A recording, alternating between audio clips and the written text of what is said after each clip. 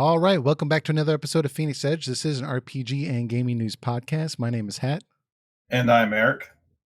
And I am Stan. our newest member. And today we are going to be covering our thoughts on the Witcher Netflix trailer, or our thoughts on the series in general. Then we're going to get into Fire Emblem Three Houses. There's been a little bit of reviews, a little bit of positive content released. The embargo officially releases on the 25th, so we'll see some more reviews then. But we're just going to give our thoughts thus far and whether we're going to pick it up and see where that takes us. Then there was a very odd interview that was released recently on about Tales of Arise with the new brand manager, Yasuki Tamazawa, I think is how you say the name. I probably just goofed that up. But anyways, we're going to get into some of the stuff that he talked about with the game. For some reason, this E3 interview was just recently released. I don't know why they sat on it for so long, but aside from that, there was some interesting stuff in there. And then it was proposed on our Discord server that now that Stan has joined the podcast, that we talk about our favorite RPGs. So we're going to be getting into our top 3 favorite RPGs. And that will round out this podcast.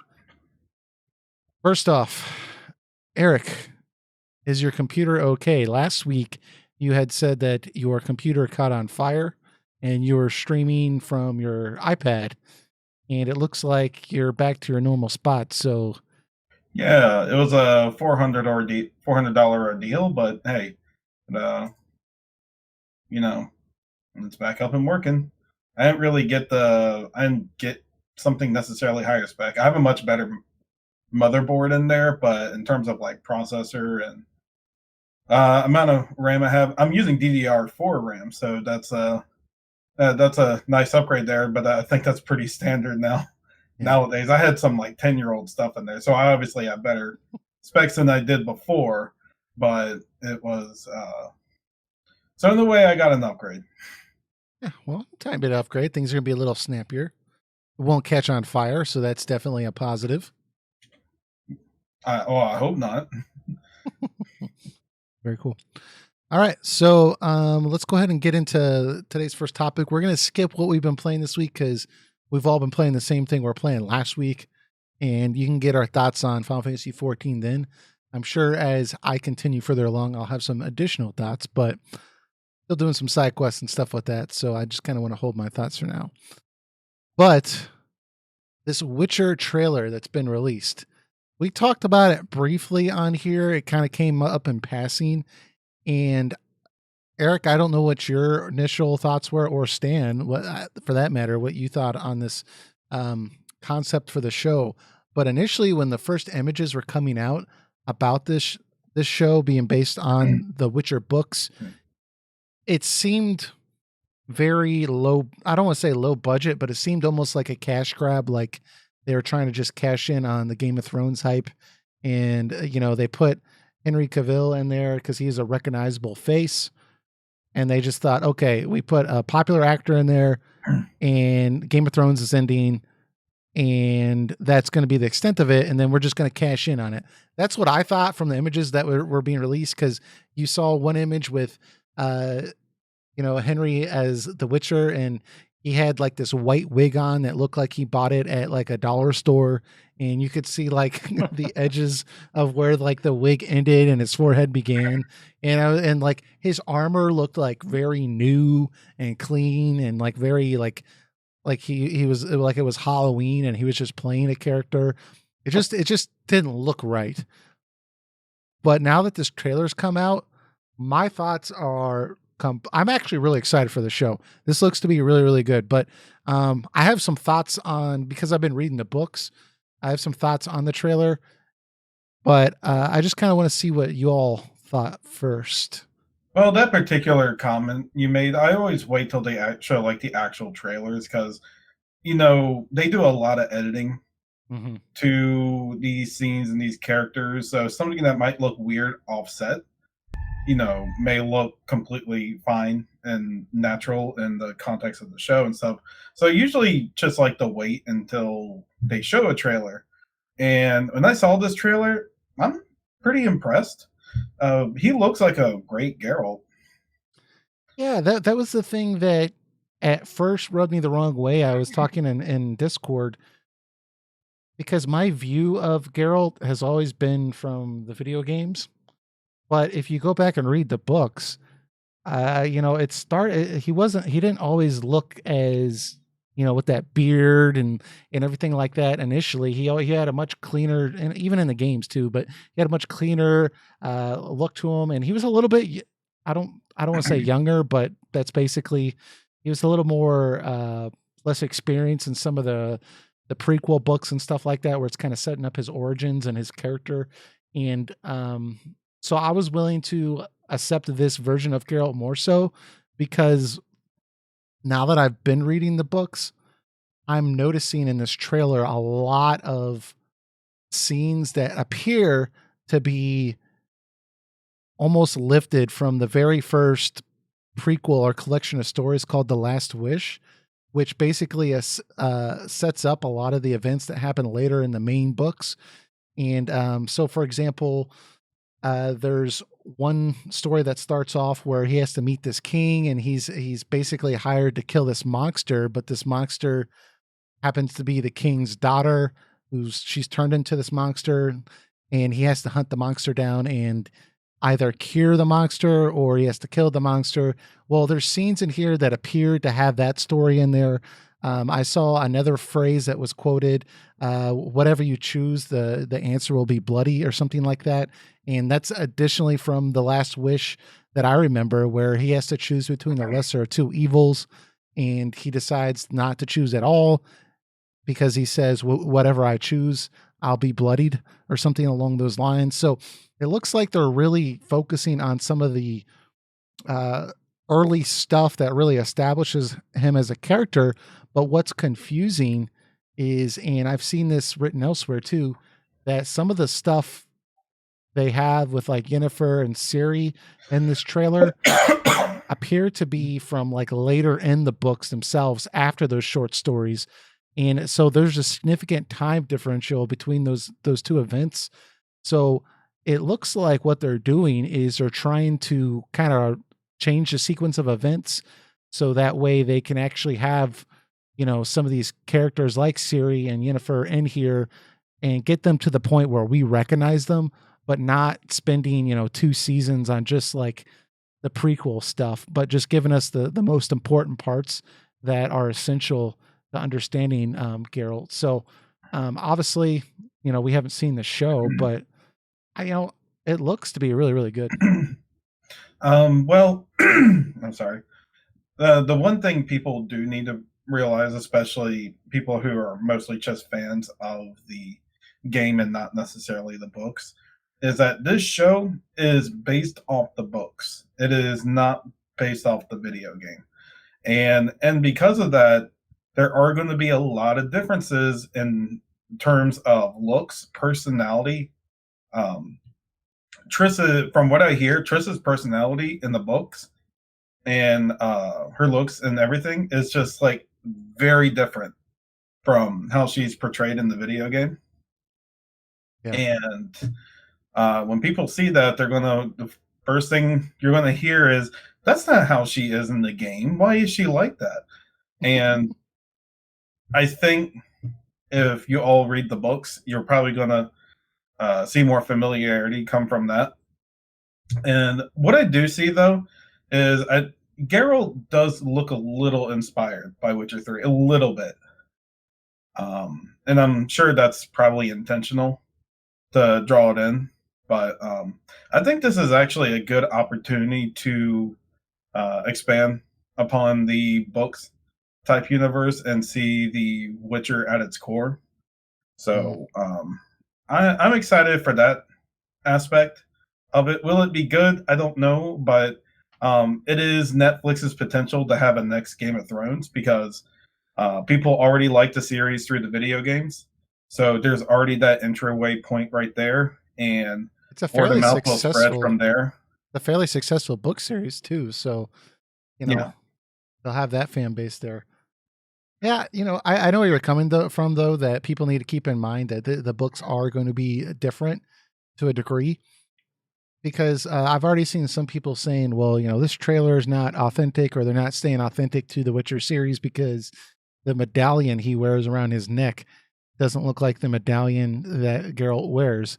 Well, the medallion Geralt, the one they're talking about, is the one in the game with the red eyes and everything like that, which is really, really cool. I actually like that medallion better than the one they show in this trailer. But that's not necessarily, like, they took some liberties with that design for the video game, but the one he's wearing in the trailer very much meets the description from the book. So it's not necessarily, them not being authentic.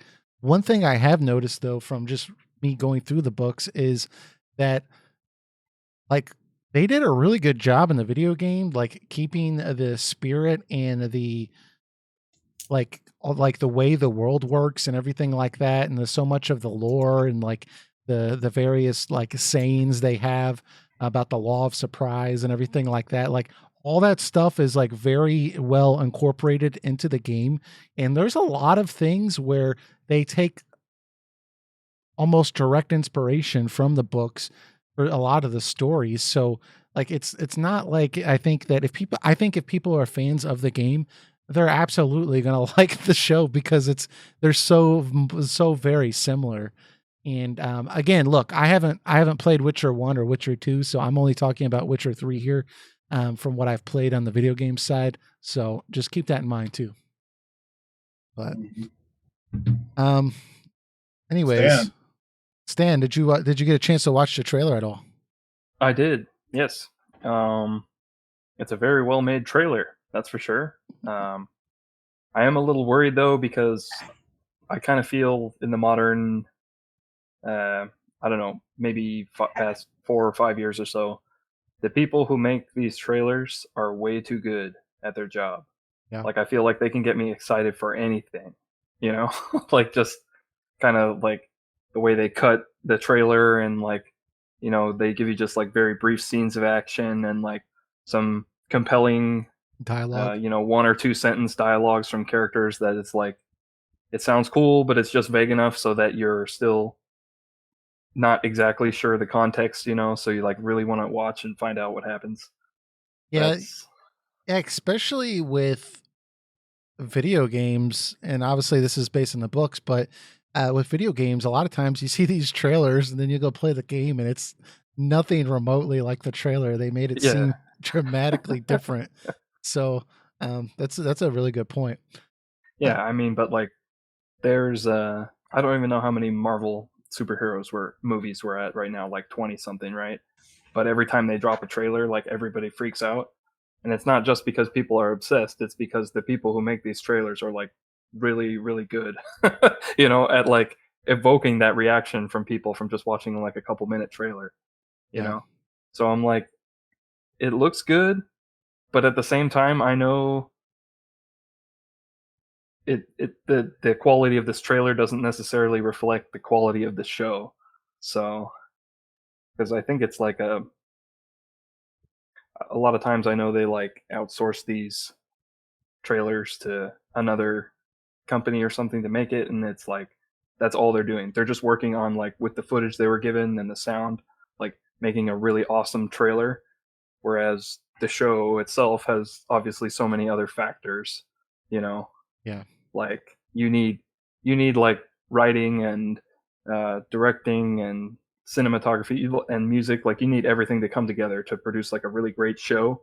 But a trailer is like so much easier to make it look amazing, The thing that's been getting me though about that, and I think you're exactly right, like especially when you said, they kind of outsource this trailer making, and a lot of times the people making the trailers haven't even seen the full season, right? Or the full movie, and they're just trying to make something that looks exciting. I think it's a really good point. I think what excites me though is the fact that when I'm watching the trailer, like I'm saying, oh, I remember that from and I haven't read all like 9 books, right? So I'm working on it, but I'm pretty much finished The Last Wish, and I've started the first book. I know there's an in between book Sword of Destiny that's more short stories. I'm about short storied out. I'm ready to just I'm like, okay, just let me get into this. But I'm looking at the trailer and I keep seeing scenes where I'm like, oh, that's from the books. Oh, that's from the books. And that makes me like really excited because for some reason I just assumed that this was going to be like they're calling it The Witcher, but it really wasn't going to be The Witcher. Like they were just going to, Yeah. come up with a character named Geralt that has white hair, but So realistically, yeah, I guess that's the most, I guess, positive thing you can take from it is that it looks like they are at least taking some inspiration. uh, inspiration. Yeah, and I noticed that in the trailer they give you some text in between, Hmm. and it mentions like based on the best-selling book series, right? Yeah. But it doesn't mention the video game at all, Yeah. which I thought was kind of interesting. What? You would think like clearly, at least in the West, where primarily most of the Netflix watchers are, I think more people would be familiar with the game than the books. Mm. I mean, the game has sold so many millions of copies, right?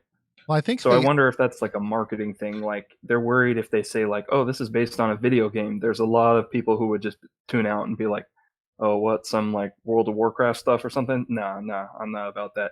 But if you put the best-selling book series in there, seems there's more like a highbrow. certain credibility attached to that, coming off of Game of Thrones and Lord of the Rings, right? And here's another fantasy story based off of a very famous book series. More people are like, "Oh, like I should pay attention to this," Whereas if you Yeah. say it's based on a best-selling video game, people are like, at least some portion of people Mhm. are like, "Well, I'm not really into video games, so I probably wouldn't enjoy that," And So to be fair, I don't think the West got the Witcher book series until recently. I don't Like know got them when. localized because they've been in Polish mhm. for a long time. They recently got released in uh, different countries. Yeah, I don't know when they got localized or translated. I guess I don't know how you would say that, but I think you're right. I don't think it's. I know like the first one came out a long time ago, the first book, but I think you're right that like it hasn't been like at Barnes and Noble for 25 years. It's a fairly, I don't want to say new, but I think within the last 10 years. But I wonder if maybe because let's step back here and if you just remember about a year ago, the author of the books had a lawsuit with um, CD Projekt Red, right? Because he didn't feel like he got enough money and he was kind of angry that a lot of people around the world recognize Geralt from the video games but not from his books. Like he thought he felt like people read his books thinking like the books were written because of the game instead of the game being made because of the books. And apparently they were able to work it out and he was able to get a good amount of money that he felt was appropriate. And he was a creative consultant on the games too, which is kind of strange about that whole story because he helped develop the games in some capacity.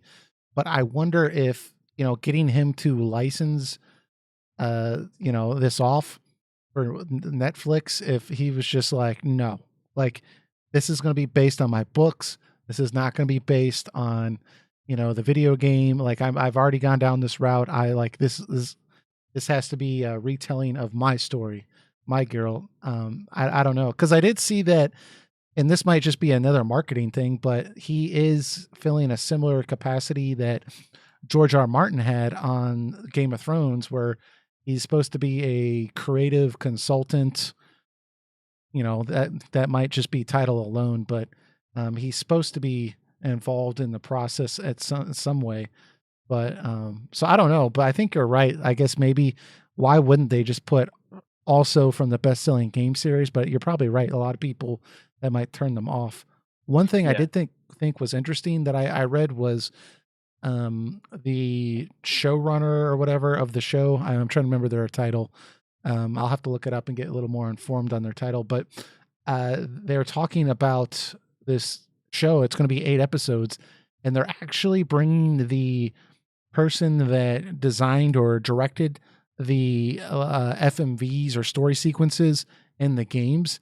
They're bringing that person on, and they're letting them direct a single episode in the first season, just to Mm. kind of make the fans of the video game series attract them to the show. It's obviously going to be like an action-oriented episode. Yeah, I had to guess.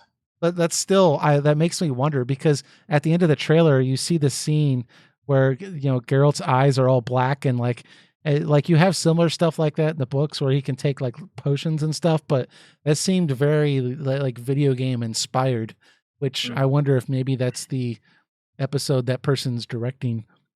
By the way, I looked it up. Mm-hmm. The first Witcher book, The Last Wish, Mm-hmm. came out in Poland in 1993. Okay. And we didn't get this localization of it until 2007. That's interesting. See, that's weird too, because from what I understand, the first Witcher book was came out, and then he wrote all these books, and then he went back and then wrote The Last Wish as like, hey, here's a collection of stories that kind of expands on the Witcher series. But I guess maybe I'm wrong with that. Maybe he started off with The Last Wish, which makes sense too. It's a very good book. But yeah, it looks like it's going to be really, really good. Speaking on that though, Game came out the same year, the first Witcher game. Oh, really? Mm-hmm. Wonder if that's a coincidence. I don't know. Mm-hmm. Let me pop the chat out here because I have that out here. Sitting here talking, not reading comments. But anyways, so I see Daniel here. He's talking about Henry Cavill's portrayal of this character. He says, "Hi, hello. Finally made it to a live episode. I've not played The Witcher yet, backlog, but I do hope the best for the series and Henry Cavill's portrayal of this character." Yeah, that was something that a lot of people didn't like, was his portrayal of the character. I think he looks good. Yeah. He looks good. Well, his character portrayal because another thing. Dude. That still have to be decided on my end, but how did you all feel about that scene where they just decided to throw him in there with his shirt off to show off his like crazy, like this guy's got to be using steroids? But I was like, Jesus Christ. Like it was, hold on. I was like, I know you got the bod, show it off. I know Geralt's like in shape, but this is obscene. This is like, this is like beyond Witcherness. This has gone into unnatural steroids.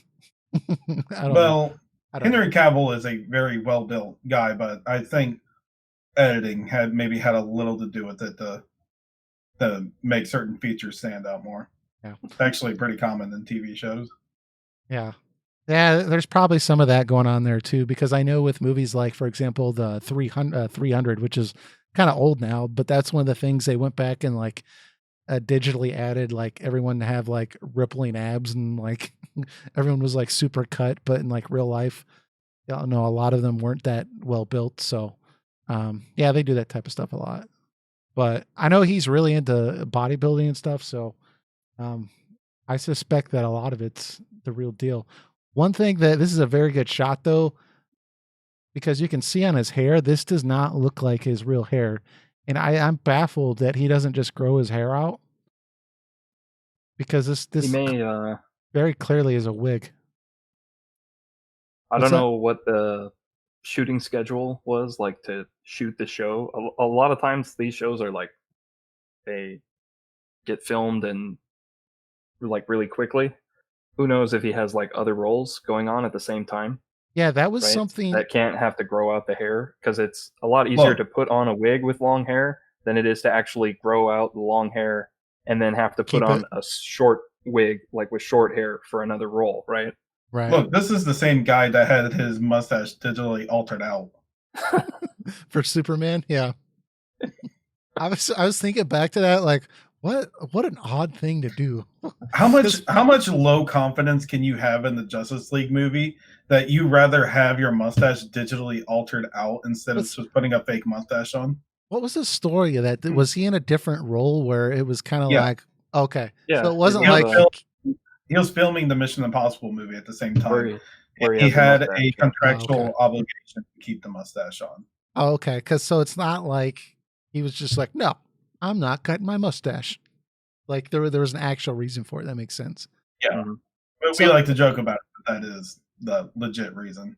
Yeah, I did read online that Netflix, when they got him to sign on to this part, they went ahead and just approved it for 2 seasons with his contract because he is a bigger actor.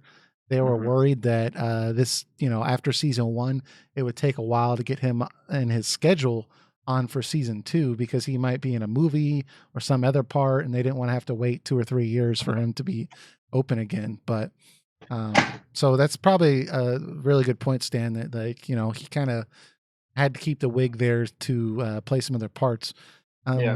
One thing that was interesting that I did read also was that apparently he approached Netflix or these producers about playing the part Interesting. because he had already played all the video games and then he read all the books and he was a big Witcher fan. And then when he found out they're making a show, he volunteered, like he wanted to play this part. Which, if that, I don't know, they could just be saying that to get people on board. Oh, are you a fan of Witcher? He's a fan of Witcher too. They might just be saying that, but if that's the case, that's really, really cool, I think. Yeah, that is I cool. mean, if it's he's got true, passion for it, then that just makes it the much better. Yeah. So, but anyways, at this point, we were kind of chatting a little bit yesterday about some other things we could do on the channel in the future, and we wanted to get you guys' thoughts on something we could do with the show and see if you all would be interested. During the last season of Game of Thrones, this is what came up to my mind. After every episode, we'd have like a little like chat on Discord talking about, the episode, reviewing the episode, and basically giving our thoughts on what would happen in the following episode, theories and everything like that. And we thought, well, hey, this show is based on one of the most successful RPGs out right now. And well, at least it's based on the books, which is also an RPG. We thought we would try doing a companion type podcast video where we watch an episode and then we basically talk about the episode, kind of discuss it, maybe review it, and we'll do an episode for every episode that's on Netflix. And then once the season's over, meaning we reviewed that season, we don't do any more episodes until the following second season. And if this is something y'all would be interested in listening to or watching, let us know either in the comments or Discord that, hey, I would definitely be interested in watching something like that. And we'll definitely try to make it happen because I plan on watching this show. And I know Stan said he was on board. Eric, you said you were on board, but your schedule, depending on your schedule. So we'll definitely make it happen if we can. So, I mean, it's going to be only 8 episodes, so it's not like I'm going to be binging like Game of Thrones like we did. Yeah, that's the thing. Like, it's only 8 episodes, so I don't think it'll be that big of a deal. And But the thing is that it's Netflix. They're going to give you all 8 episodes at once. yeah, that's the thing that I like. We still need to talk about because the reason that format kind of worked with some other shows with HBO is because they would release 1 episode a week on their thing, and Netflix likes to just dump the whole season. So you could conceivably just binge watch the whole thing in like a weekend because it's really That's what they hard want. Yeah. to be tempted, or it's really hard to just watch 1 episode a week because the scenario, like I like episode 1 and I like episode 2, but then episode 3 really soured it for me or something like that. Like it makes sense with like Game of Thrones because like you said, it's like once a week. But we binged up. Everyone binges these shows. They're built to be binged, and Yeah. So it's really hard to not do that. So The thing is, if it's a good show, I think there'll be a lot of people coming on late, maybe people that aren't giving it a chance. There's going to be lots of people that will rewatch the show. And then, there's going to be people that just want to know our thoughts on each episode. And I mean, I don't know. I mean, the only other option would be to just like do review all 8 episodes in like a week. But I think that's just a lot with trying to work that out and trying to do a podcast episode or something like that every single week or every single day. But I don't know. Maybe we can throw around some thoughts on Discord and kind of figure out something that'll work. But I'm leaning towards just an episode a week and just have it be what it is, 2 months, and then it'll be over till the next season, and see what happens. But I don't know. We'll still have to find out when this show's actually going to come out. It said it's going to come out late 2019, so I'm thinking probably November, maybe December time frame. But we'll have to wait for an official release date to find out when the show's actually coming out, and maybe we can figure out more of the logistics then. But yeah, I think it should be pretty fun. So Yeah, I'm looking forward to it. I mean, the TV show looks pretty good. Yeah. The trailer caught my attention at least. yes. Yep. And I'm just happy that they did some touch-ups with that wig. That was a very sore spot for me. The wig went from a 4 out of 10 to like a 7 for you. Yes. Like a 7. And this is like wig. video game scoring, where like like a 7 is just like barely acceptable. Everything gets a 7. Yeah, right. Unless you screw up. Yeah, I'm not saying it's good. I'm saying I'll accept it. So that's where I'm at with the wig. But everything else looks pretty good. So I know. But anyways, did y'all have anything else you wanted to say about the Witcher Netflix show? Please look forward to it. Please be excited. Yeah, hope it's good. I mean, we also have that Final Fantasy XIV show. I didn't even think about that till now. But who knows when that thing's going to come out? I think they said 2020. But that one I'm less optimistic about.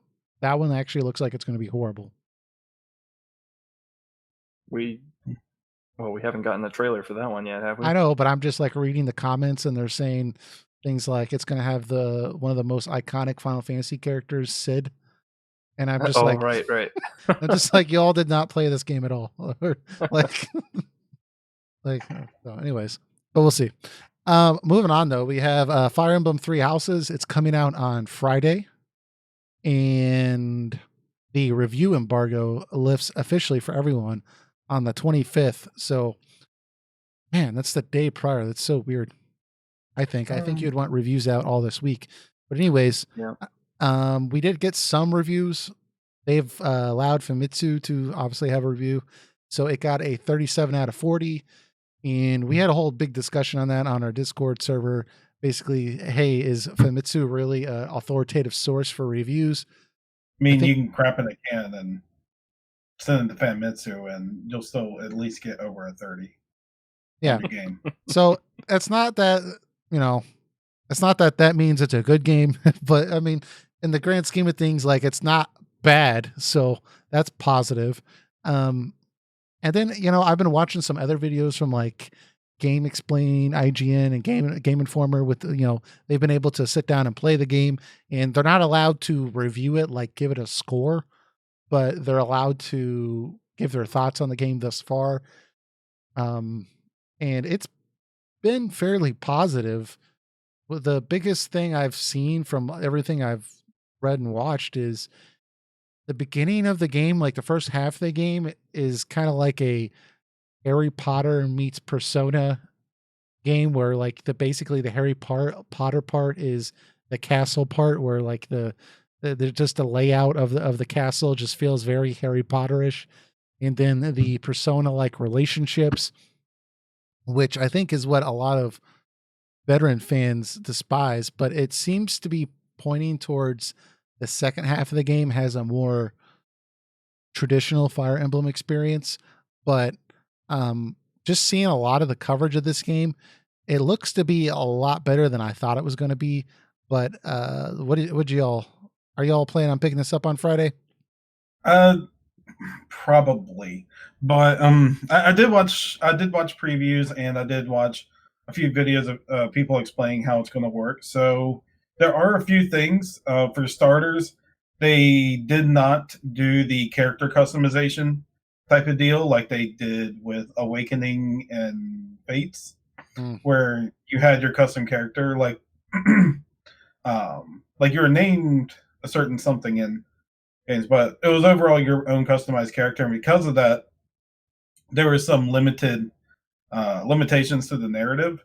So what they have done this time is they just you pick either male or female version of the character, but it's an established character with a name, their own personality, stuff like that. So they got pretty much got rid of the character customization. The only options you have is being male or female. I forgot their name though. It started with a B, but there is that.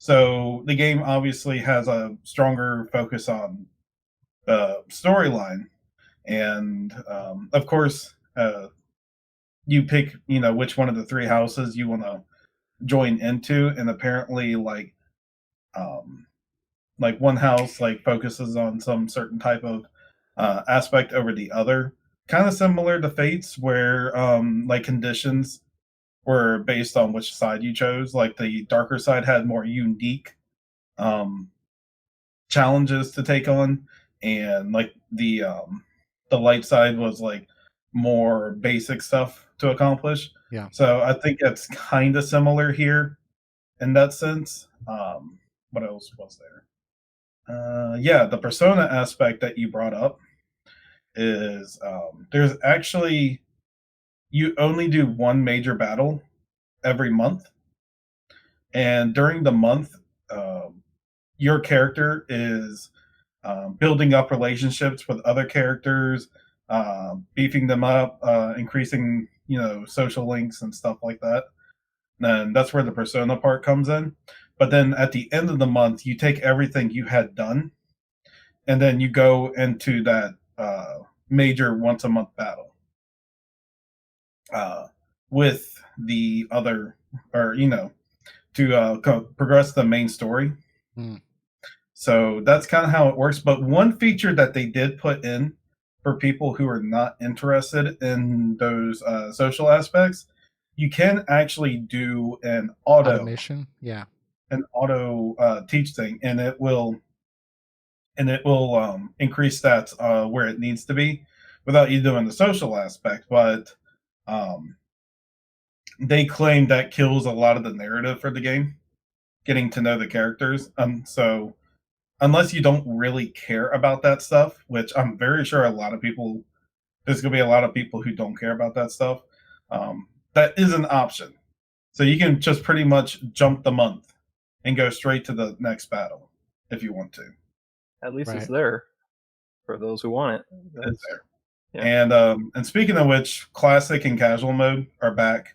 I think this is a mainstay in Fire Emblem. So any hardcore Fire Emblem fans who don't like that, sorry, that's a thing now. That feature pretty much made Fire Emblem mainstream. So for people that are not Fire Emblem experts, classic and casual mode, can you kind of explain what that is? Yes. Classic mode, Fire Emblem Before Awakening was known as a game where if you lost a party member in your during battle, they're permanently gone. They don't come back ever. So your choice is to either take the hit and have them dead forever, or completely reset your game and try again. So that's classic mode. Casual mode is if they die, they're just gone until the fight is over. Then they come back. But one feature they did add that I think is actually really cool, and kind of surprised they haven't done it till now, is if you do classic mode, they have a feature now where that they introduce in Echoes, I believe it is, and it's called a Cogwheel of Time. And I think the amount of times you get to use it depends on how far you're in the game. But if one of your party members dies, you can turn back time enough to the point, Yeah. I think that's really cool. Yeah, it's kind of similar to Tactics Ogre, the PSP version. They let you go back a few steps, or go back as many steps as you want. Yeah. And so I actually think that's a really cool feature. It prevents you having to completely reset the game. You can just back up enough to where you think that you could have done better to prevent that. So I think that's a cool feature. I think something that my hardcore fans will probably want to get into also. So if you're a little hesitant with classic mode, that feature there I think is a good entryway point for that. But if you're not into that at all, then there is casual mode. Yeah, I mean, so far everything I've heard sounds a lot better than I was anticipating, and I think the main reason I was apprehensive about picking this game up was a because of the release time. It's coming out at a time where they know there's not going to be anything to compete with, which to me seems like you're not very confident in your product.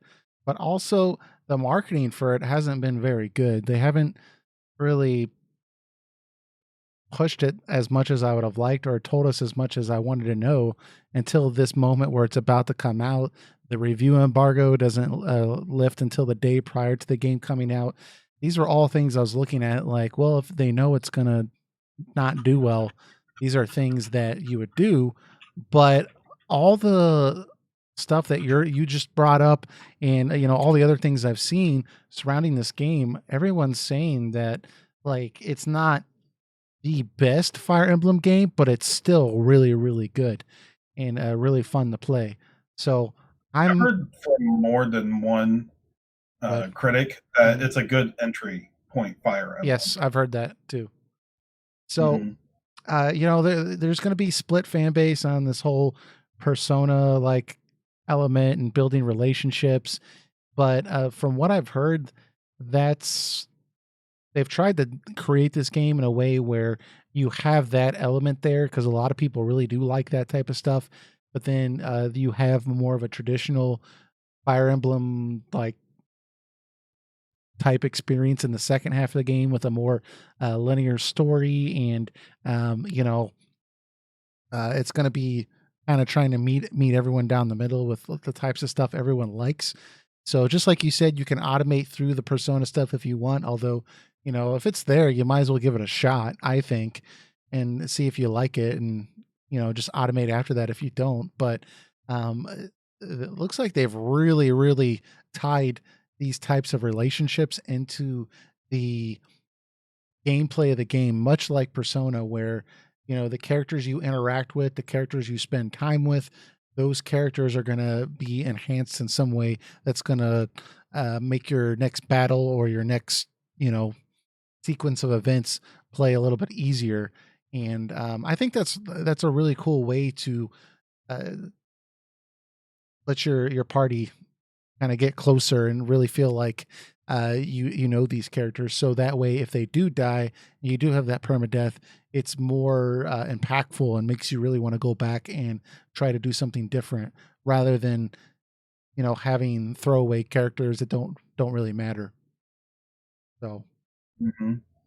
I mean, just from seeing previews, it already looks like it's a better presentation wise than Type Zero, which is what I was immediately thinking when mhm, I saw certain aspects of this game. yeah, But the more I'm seeing now, and the more I'm seeing people talk about it, I'm a little more okay with this stuff.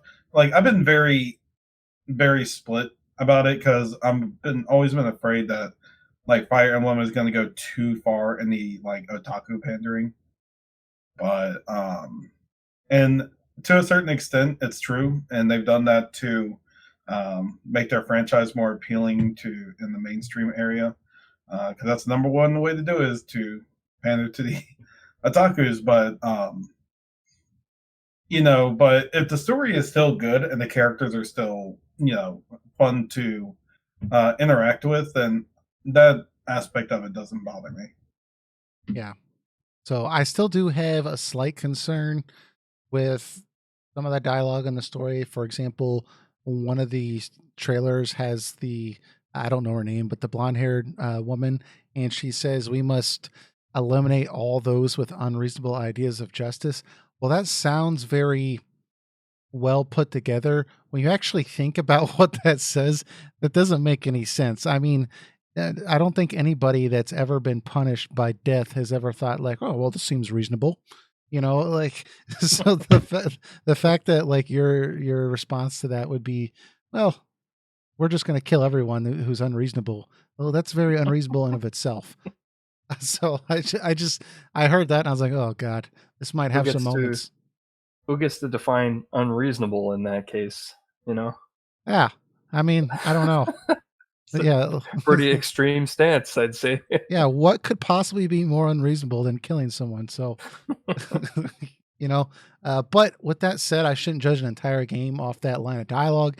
It's possible that, it might in context make more sense. Maybe she lost her mind or something. I don't think the game is going to have good writing. I think, Yeah. I don't think it's going to have awful writing, but I don't think it's going to be great writing either. I think it's what you're going to find out of your usual JRPG type of deal. Right. But that doesn't mean the story will be bad. It'll just be, I just have a feeling we're just going to have a lot of awkward character interactions here and there, especially if you're doing the persona aspects of the game. Yeah. I think that's an accurate statement. It won't be, obviously we're not fortune tellers, but it looks like it's not going to be phenomenal, but the animation quality and everything looks pretty good. And, it's probably not going to be terrible either. And I think a lot of this is going to be down to the gameplay and maybe the relationships you build with your class that you work on. So there's still going to be some enjoyment, I think, to be had here. What's up, Chocolate Rob? And I joined the chat. I do like the presentation the more I see it.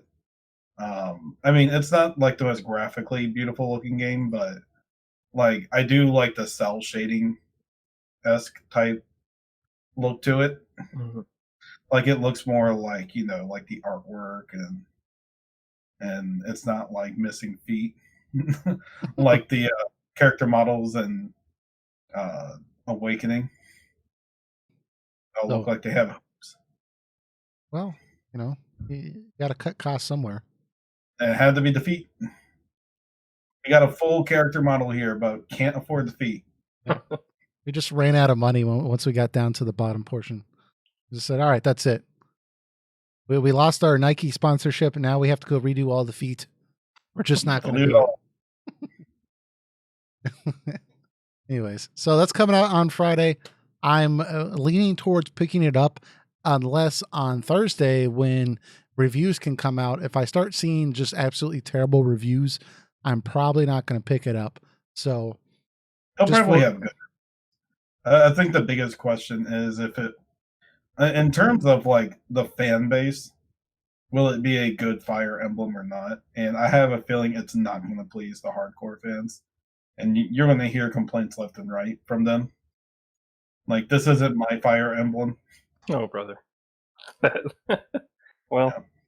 It's how they feel. It's how they feel. But yeah, the majority of the audience now are the people who enjoy the casual mode. So yeah, cater to where the money is. Well, you see that with a lot of different games now that have been around for a little while.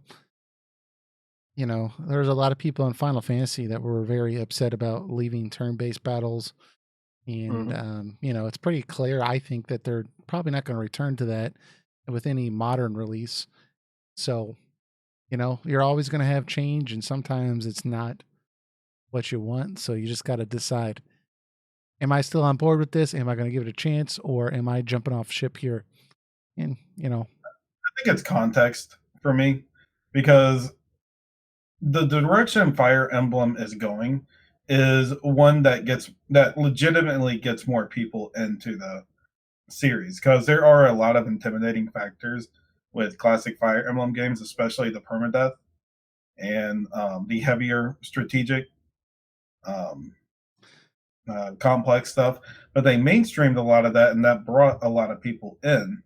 In the context of like Final Fantasy, it's like, did turn-based really need to go?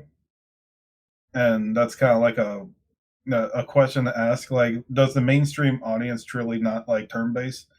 Did they just want action now? And there hasn't really been strong evidence to show that. And they kind of showed in, like, especially in 15, that like people would just be fine with Final Fantasy sticking with like a turn-based type game. They keep trying to like create these action-based systems that play like turn-based games, but they're action-based, and it's just like, why don't you just make it turn-based? Right? But I understand where they're going. They're trying to bring new people in, people that maybe would not have given the game a chance. And it's the same thing with Fire Emblem. Permadeath is kind of intense to somebody just coming in, where you're like, wait, if my character dies, they're just gone, like completely. I can't revive them, or I can't like get them back later, or have some kind of penalty, or like I lose like a precious item. Like no, I completely lose them entirely from the game. That That's might right. be a little intense. What's that, Stan? Yep, they're gone. Yeah. So Just gotta get good, bro. yeah, you gotta get good.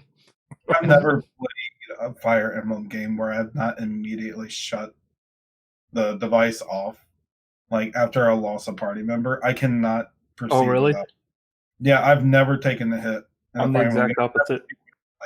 Like Stan, you just keep plowing ahead. Like well, screw it. I love it. It's what makes the Fire Emblem franchise like unique to me.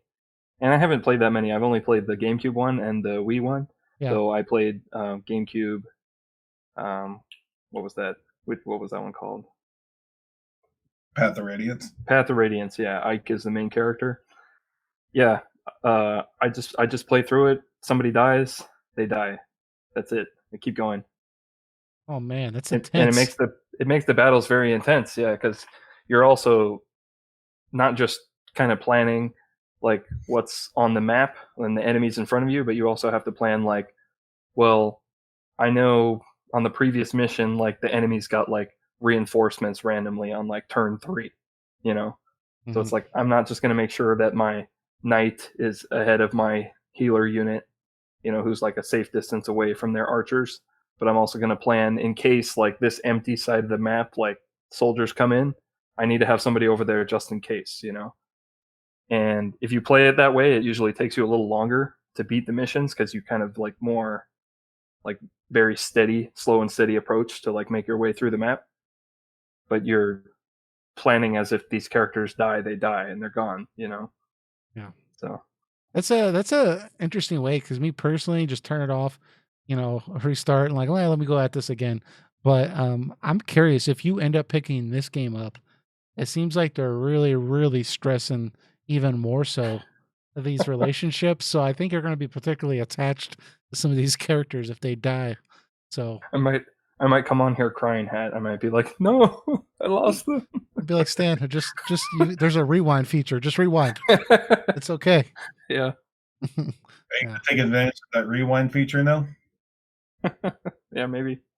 Maybe no, but I like playing it. Maybe a character you don't care about, let him die, and like, no, you say I gotta use that. Yeah, send the lower performing classmates onto the front line. I'm gonna be curious to see if people complain about the rewind feature, like, oh, only like casual players use the rewind feature. It's not intense enough. And look, I'll say this, folks: if you have a character you find legitimately annoying, no problem. You can kill them on the battlefield without rewinding. Yes. This is like one of the very rare occasions you can take those really annoying anime trope characters and kill them off. They should have a fast forward button for that. Like, just like, well, I can't wait. Yes. But anyways, so that's coming out on Friday. It looks like we're probably, or at least I'll pick it up. Eric's thinking about it. Stan, you thinking about picking it up? I think I'm going to hold off for now, actually. Let's wait a little longer. Yeah. I think see how things shake out. Unless there's like something very detrimental that stops me. Mm-hmm. Yeah, that's the biggest thing. On Thursday, I'll know when I start seeing some of these reviews come out, and see where we go from there. But right now, I'm planning on picking up. I'm actually going to be out of town next week, so next week will be Eric and assuming Stan can be there, it'll be Stan. So I'm thinking about me being out of town. I'm going to have my Switch with me. I'm not going to be able to be plowing through Final Fantasy XIV. So it just makes sense to me to have a new game to play on the Switch. Although I could just save money and play more of Vesperia because I'm still working on that too. So I don't know. We'll see. On the Switch as well. Oh, you picked it up on the Switch? You like it? No. You have it on the Oh Switch? yeah, I do. Oh, Yeah, okay. Yeah. YouTube. Yep, that's the version that I bought. I was thinking about getting the PS4 version initially, but I was like, nah, I want to play this portable, so that's what I ended up going with. But um, but yeah, that's been my like casual game when I don't feel like playing anything else. I'll just play Vesperia. So my progress has been extremely slow, but I'm getting through it. So moving topics though, but still speaking about Tales. We got Tales of Arise, the new Tales game that's going to be coming out in 2020. And there was a recent E3 interview that was released with the new brand manager of the franchise. His name is Yusuke Tamazawa. I probably mispronounced that, but I'm sorry. Sorry, Yusuke, if you're watching this. I'll do better in the future. But anyways, he's the new brand director for the Tales games, and they're had an interesting interview that was released. I don't know why it was released now. It's from E3, but it just came out. So they're just talking to him about the Tales of Arise game, and he's clarifying some stuff. So I kind of took some bullet points from it because it was in Japanese. But Eric actually brought this up, and I thought it was a good thing to talk about here. So first things first, they said they're going to have a strong focus on having a more realistic interpretation of the Tales franchise. That's obvious from the trailer, but they said that's because they're using Unreal Engine, which is going to allow them to enhance the atmosphere, mainly with lighting effects and the way it interacts with the environment. And they said the reason for this new art direction is because they've noticed the fan base has a lot of Western fans now, and they want to maintain that. And they feel that a more realistic interpretation of the game would keep Western fans on board longer. I'm gonna pause it real quick and say I don't know, how do you all feel about that? Because I guess that's an accurate statement because I'm a little bit newer of a fan to the Tales franchise, and when I look at this new trailer for Tales of Arise, I just think it looks stunning. Like I'm like, that's how the game always these games should have always looked. I love it. But do you I think think it's it's fine. fine? I mean, obviously, Vesperia I think is the best looking one so far, but there is a certain level of truth when you um, make the game like a non-cell shaded look to have a more appealing look to the Western fans. Um, Dragon Quest XI kind of did that. They didn't retain the level 5 style cell shading. They use Unreal Engine models to make the game like that, and their point also was to attempt to appeal to Western fans also, and it did work to an extent. So I think the Tales creators are just kind of seeing something like that and be like, yeah, let's make it look enough to appeal to Westerners, but at the same time not fall too far from what our core fan base in Japan likes. Yeah, and that's one of the things he was talking about was they had to find that balance between we're going to make this more realistic looking, more advanced lighting effects, more higher quality textures, I guess you could say, but still have some of that cell shaded vibe or aesthetic to it to still appeal to some of the older, more veteran fans. And in the interview, they used Japanese fans, but there's been a lot of Western fans of this series and for a very long time. So but I know what he means when he says that.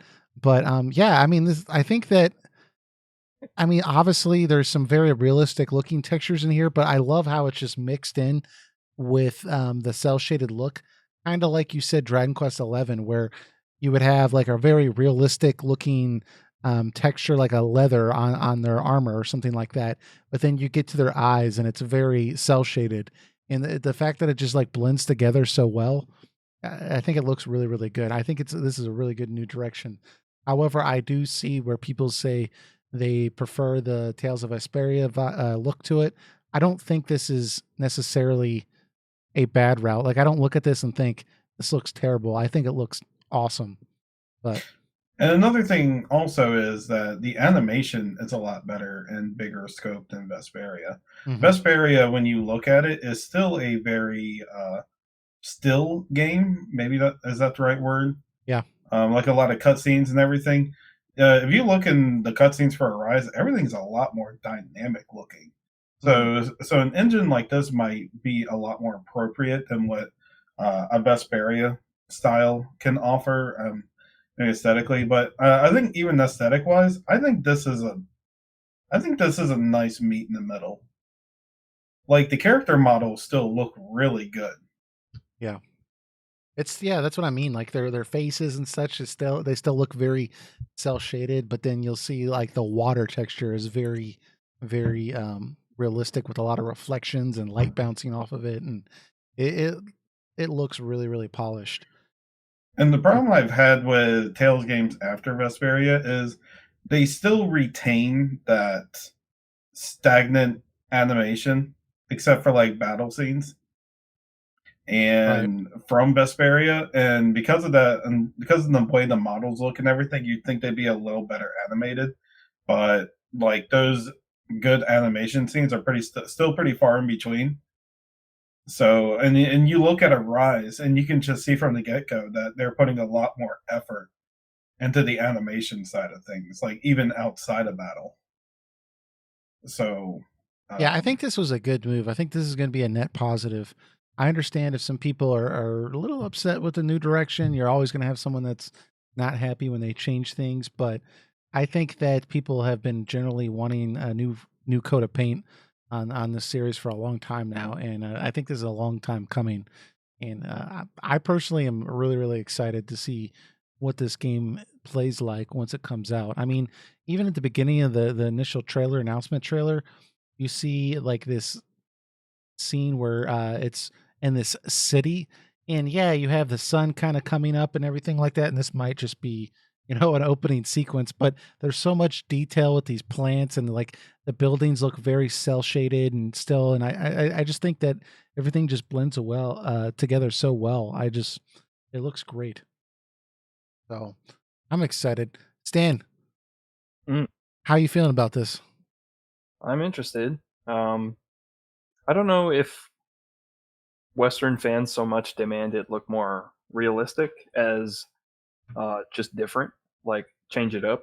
Like I Mm, think we get tired of the same thing over and over again. So like a lot of these recent Tales games, if you're not really familiar with the Tales franchise, a lot of them look very similar, right? Like they haven't been upgraded in a while, I guess. right. Like the same anime aesthetic to not just the characters and the environments.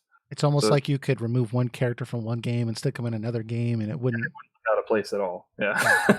Yeah, Right? yeah, Outside of a few characters maybe, but yeah, so I think it's more so going to be that if this game gets like a big boost in Western sales, it's going to be more so because it's like, well, here's a Tales game I haven't played before just by looking at it, or like, they're really trying to reinvent the franchise. Like that may not actually be true, but at least visually it appears so. yeah.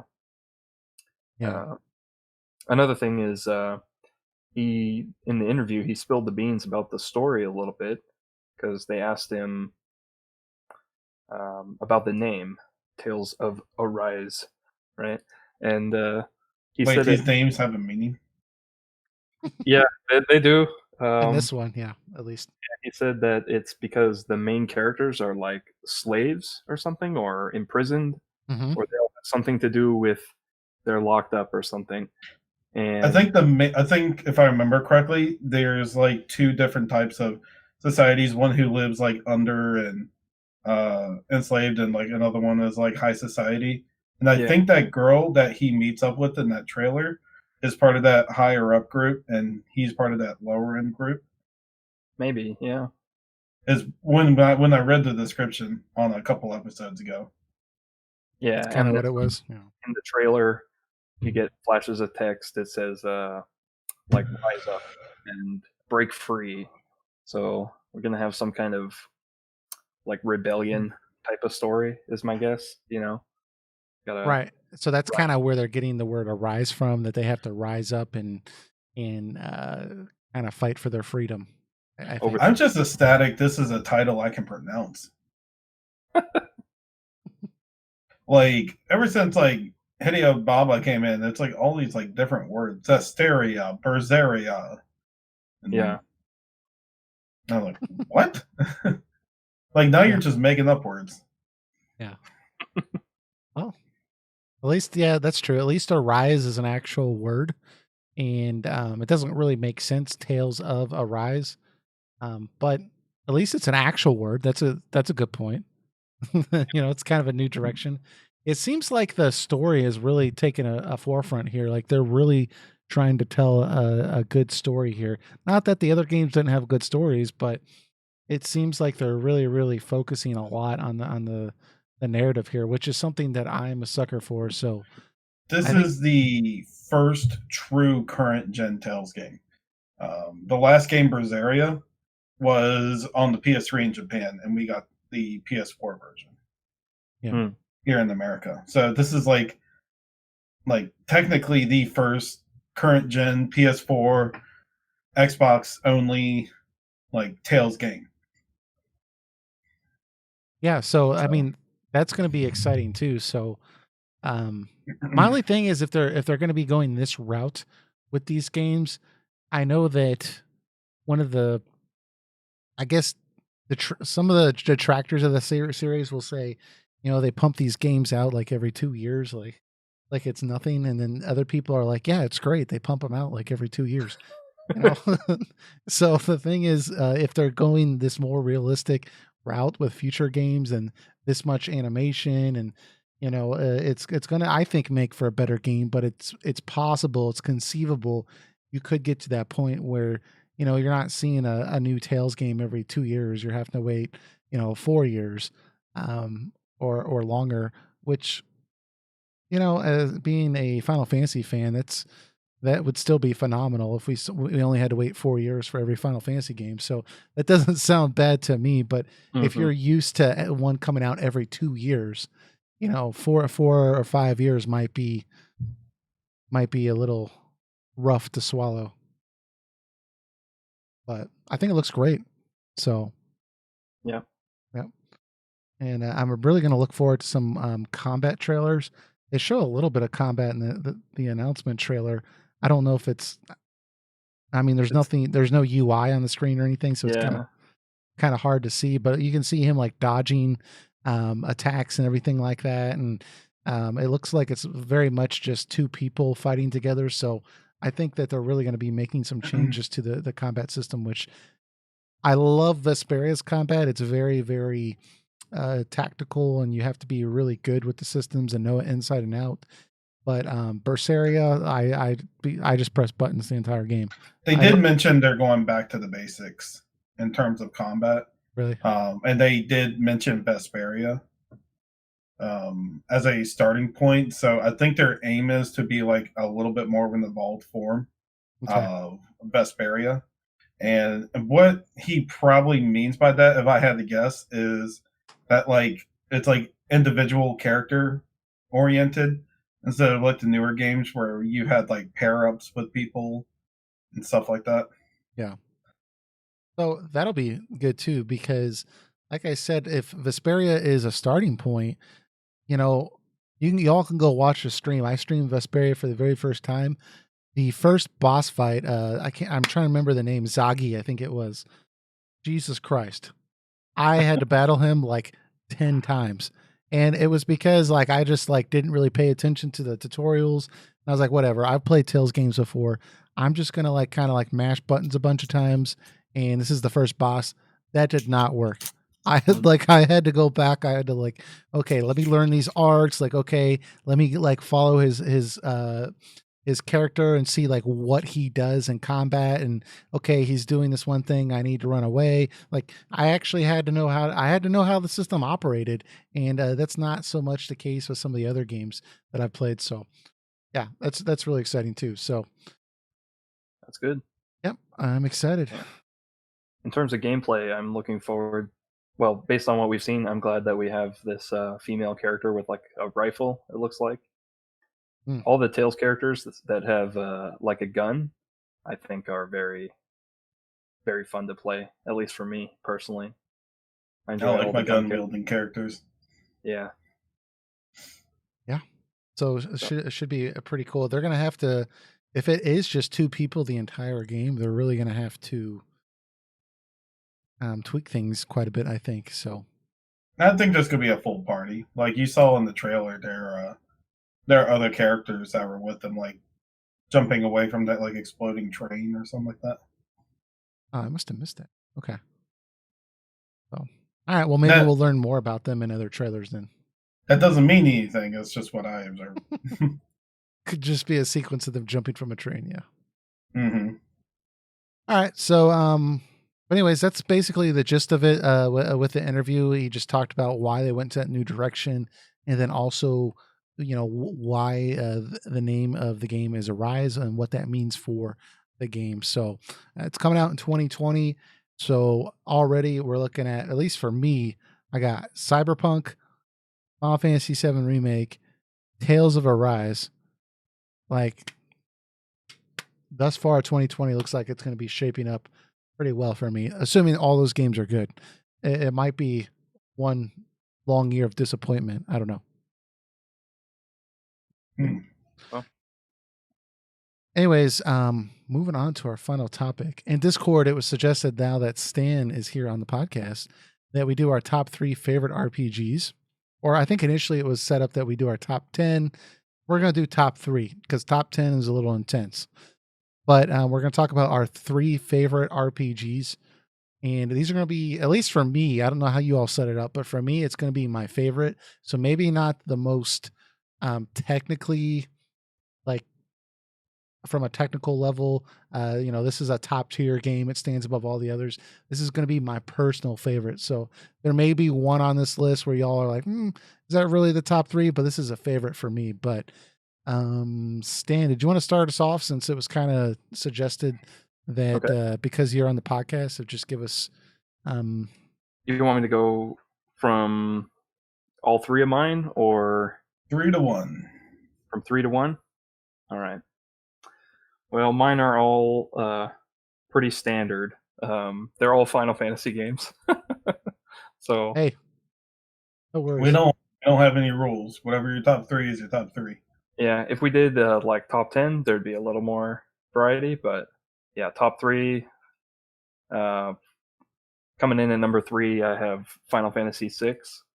Right? So Final Fantasy VI is your third. Your comes in number 3 for you. Right, yeah, number 3 on the list. Why did you put that one as your number 3rd? Well, give us the rest of them and then tell us why you placed them where they placed them. Okay, so we got Final Fantasy 3 or 6 at number 3. Gotcha. And then we got Final Fantasy X at number 2, and then 7 at number 1, which is my favorite game of all time, not just RPG. Awesome. So, yeah, these are the 3 Final Fantasy games that I enjoyed the most, and there's no JRPGs that surpass them for me personally. Personal list, right? If we were arguing like objectively which are the That's best, the best RPGs, I'd probably have to put Chrono Trigger in there instead of probably Final Fantasy X, and that one is just a little bit lower on the list anyway. Yeah, but top 3 really is like your personal favorite experiences. Yeah. Like, even if Sonic 06 is your favorite game of all time, Yeah. Objectively, it may be bad, but if you had the fondest memories of it, that is what it is. Mm-hmm. Objectively, if it was a great beer coaster, is what it is. Yeah, Final Fantasy VI, I have it there at number 3. That game is just amazing. I don't even know where to begin. Like, are you talking about the cell phone version of the game, or are you talking about the? Oh, geez, no. He means the MS Paint version of the game or the original game? Oh no. The original, the SNES version. I played the SNES version and the PS1 version, and the SNES version is just better because it has acceptable loading times, essentially. Have you ever played the GBA version? I have not. You should try that one. It has a updated localization.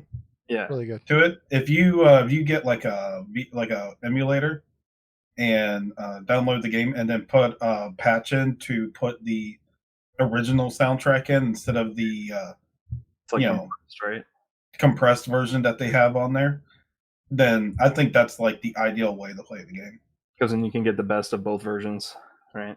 Yeah, you get an updated localization, and it has added dungeons and espers you can find.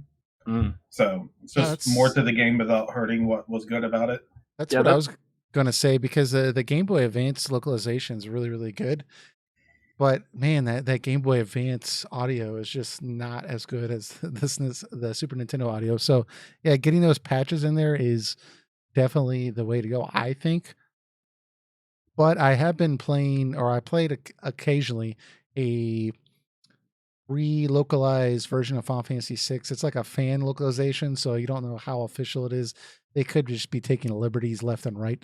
But I've been playing that a little bit on an emulator for the Super Nintendo, and that's been really good to see a new interpretation of the dialogue also. So, and obviously that has the Super Nintendo audio. So, but yeah, there's nothing wrong with the original Super Nintendo version either, I don't think. That's the version I played the first time, and so I mean, that's the version I still play. Like, I still prefer to play it on my Super Nintendo, even if it isn't technically the best localized version. It's still the version I remember. Right. And that's what I'm more fond with nostalgia wise than. But it is if you're an FF6 fan, it is good to see like how things are, like what the localization was actually supposed to be.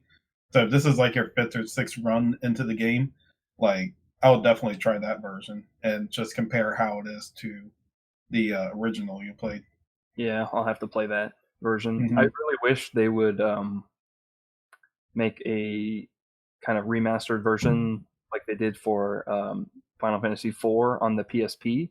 Oh, like so you still have the 2D art, but it's like updated 2D art and like updated aspect ratio, to fit the PSP screen.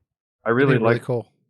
Final Fantasy IV, and I was always wishing like they do the same thing for 6, but they never did. I feel like so at this sad. Yeah, I feel like at this point, since they tried to update the graphics, but it was in a way that like nobody really liked, and you can see that version on Steam and other places.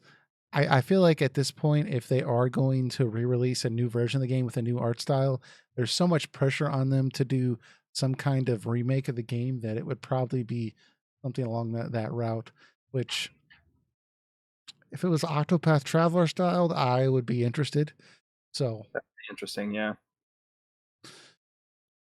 But yeah, briefly just to touch on Final Fantasy VI. I mean, it's got the wide cast of characters, right? And 85% of them are all interesting, great characters in my opinion. You have a few bonus characters or like mascot characters like Mog and Umaro in there that aren't really story related characters. They're just in there for gameplay reasons for the most part. Yeah. That doesn't bother me at all when you've given me like 10 great characters. It would bother me more if they had like 3 main characters and then like 3 just kind of bonus for storyline. I see people that say that. They're like, oh well, Mog, or his he didn't have much of a story, and I'm like, When he's I see that, clearly just in there for gameplay purposes. Like, I'm like, are you kidding me? It's like, yes, go. You find him in a dungeon and he joins you for no reason. It's like, but you have these other like 10, 12 great characters. What are you complaining about? He's just there for Go-Go is a gameplay. very clear gag secret character type of deal. Yes. Yeah, I don't know. I still remember one of the funniest things with FF6 before the internet became more of a thing was the long time rumor that you could revive General Leo. Yeah. Like that's still funny to this day. That I mean, you can use Game Shark or like cheats to get him back, but well, the thing is, like, when he was meant to die. Yeah. The thing is, if you cheat and you get him back, it's not like he has like more lines in the game or something. Like, it's just like he's just there. It's not like he's actually a contributing member of the story somehow. So I don't think he's that powerful of a character either. I'm not sure if you can equip espers on him unless someone modded it that he can. So even if you do like bring his battle character into the game, I don't think he can do as well as other characters. Yeah. There was another rumor out there, not as prevalent as that one, but spoilers real quick. If you haven't played Final Fantasy VI and you don't want to be spoiled, click away. 25 years too late. Okay, so there was a rumor that I don't know if you've seen them. Like when you go to sleep in an inn and Shadow is in your party, there's certain places where you get like a dream sequence, and it's usually like all in black and white, and you get some backstory on Shadow. Like you, the player, are able to like see his dream that he had that night. And I think there's 6 of them in the game. Mhm. But then, of course, there was a rumor that got started that if you found all 7, he would not kill himself essentially at the end of the game. Yeah. Because he dies and he decides not to go along with the group, and he just remains in Kefka's tower as it's going down in flames. And so like we all thought Shadow was so cool, so it was like I remember like flying around the world map in the airship, like trying to sleep at every single inn because I had 6, and there was a rumor that there was a 7th one, and I'd get a different ending for the character if he, you know. And the game had so many like secrets, like different espers you could find, and like all kinds of hidden passages, like in the towns and in the dungeons and stuff. It felt like something that could actually be true. For See, a long time, we were searching. We're like, we're gonna find it. this type of stuff is like I feel like something like I'll tell my kids one day because they just won't understand. Like this is pre-YouTube, where like Yeah, you could just fall for stuff like this because like it's on a forum somewhere. Like it has to be true. yeah, and today, like, people have opened up the game and done all kinds of mods to it and stuff. If it was true, we would know by now, which means it's Yeah. not true.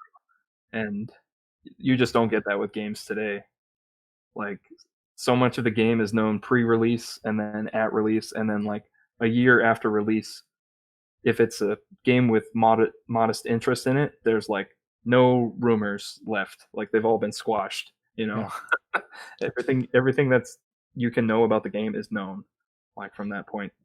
Yeah, I think the reviving Eris rumor was probably the I was strongest one, and yeah. people just came up with these crazy but realistic sounding steps you had to take to bring her back. Mm-hmm. But then, like, people forget that, like, narratively, there's a reason she died in the game. Yeah, and that's the one that I had definitely spent a lot of time on, like trying to just Google and see like what people were saying. And there's this whole thing where like Kate Sith would come back at the last moment, and he would like drop a phoenix down, and she'd be like alive again. And yeah, that's not true. I remember as a kid though, me and my friend down the road, we were obsessed with Pokemon Blue, and we put on a bunch of websites that if you pushed every rock out of every cave, that Professor Oak would give you a Mew Pokemon. And we figured that if we posted this on several websites, that people would like see it like on several websites, and we would just like laugh hysterically at the idea of someone pushing every rock out of every cave, because that would just take like all weekend. And so yeah, there's a total like trolling going on with a lot of these cheats too. I still feel guilty about that one. If you lost your weekend to us, I'm sorry. But It reminds me of the mystery of the missing note in the original Pokemon games. You guys remember that? I remember there was one where there was a glitch that could happen. I think it was it was like Crescent Isle, I think. Yeah.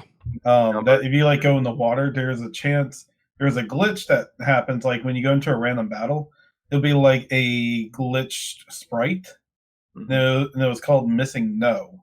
Yeah. And people were just like wondering for years what that is. I forgot what it actually is, but it wasn't like some clever little thing they put in the game. I think it was like a legitimate bug that happened in the game.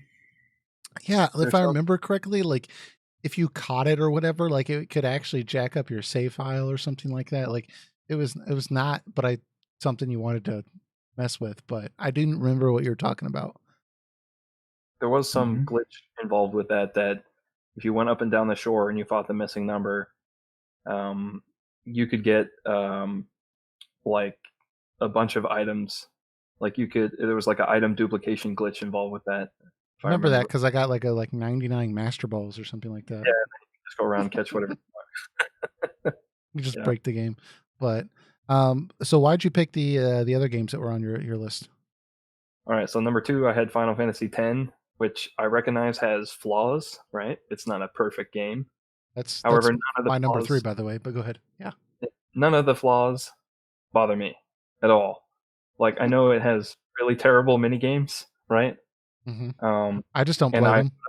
I put up with them and played them through on my time. 100% of the game, right? I have no intention of ever doing that again. So if I play through the game again, I just don't do them. I don't get the ultimate weapons, whatever. Like I've gotten them before. They, That's how I felt. Like it's very optional. It's not like a very weird criticism because that's not why I play the game. yeah, I Final agree. Fantasy X is a very linear game, but what I love about it so much is that it packs in so much world building as Mhm. you go through the game. Like I feel like I know everything about Spira when I get to the end of the game. Mhm. Like I know how the people work. There's like the more crazy religious people in Bavel, the laid back society of Besaid, and you get a good idea of like how much of a threat Sin is when like Kilika gets destroyed, Yeah, Mhm. they stuff like actually that. show you how impactful sin is on the world. So they do a really good job of just really just letting you observe the events that happen instead of telling you about it. It's an excellent showcase of that. I didn't And have to read about it in a data log, and it wasn't on the radio. Just then that Kilika was destroyed by Sin, and wow, what a spectacle it was! You should have been there to see it, folks. yeah, yeah, and when they do have to explain something to you, just like tell you, they tell Titus, right, who is like a cipher character for the player, right? Because Titus is transported into this world, he doesn't know what's going on, and that makes it very, I got too close to Sin and the toxin. yeah, Oh, praise be to heaven. I love when they're like, "Man, this is the most extreme case I've ever seen." Like, he just doesn't know anything. yeah, yeah, and then the twist, right, with Titus, uh, like I know people are like back and forth on that, like they like it, they don't like it. Mhm. I thought it was cool. Yeah, I thought it was fine. Well, I think and I played this as a kid, so I'm very nostalgic about this game. But what I love about that is they pretty much in the first couple of hours tell you 80% of the ending of the game. Like they just give it to you. And you think when your first time through, like, oh, I already know how this game's gonna end.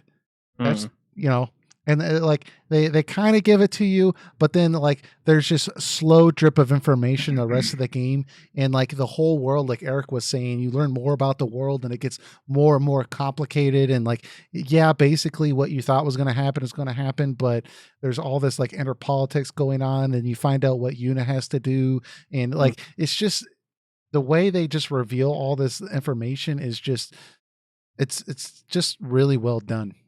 Did you guys pick up on your first playthrough? Did you pick up on like Yuna's fate, what she has to do with the final summoning, or were you surprised, or did you know before playing the game?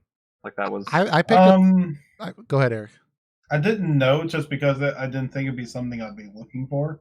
right. Yeah, Like when you play through it a second time, all the hints are there yeah. everywhere. But That's so great. It feels different knowing going through the second time, and it doesn't feel like you're just spoiled. It's just like, oh, how did I not see that? Like Well, and I when think Titus says we're coming back to the Moonflow right after we defeat Sin, and everybody's just like all quiet and very somber. You could read it as they're just like kind of thinking he's being too over enthusiastic, and it's just What kind a of awkward weird for that time. reason. But Yeah. it's actually awkward because they all know and he doesn't, and none of them have the heart to tell him. Like that's just really well done stuff. I feel like I think I think I didn't expect it either, and I think obviously this might be because I was pretty young when I played it, but um, the first time. But I think the reason also is because you're surrounded by this entire cast of characters, and because Titus has to be like everything has to be explained to him. You're everywhere you go. They're just it seems like they're telling you everything.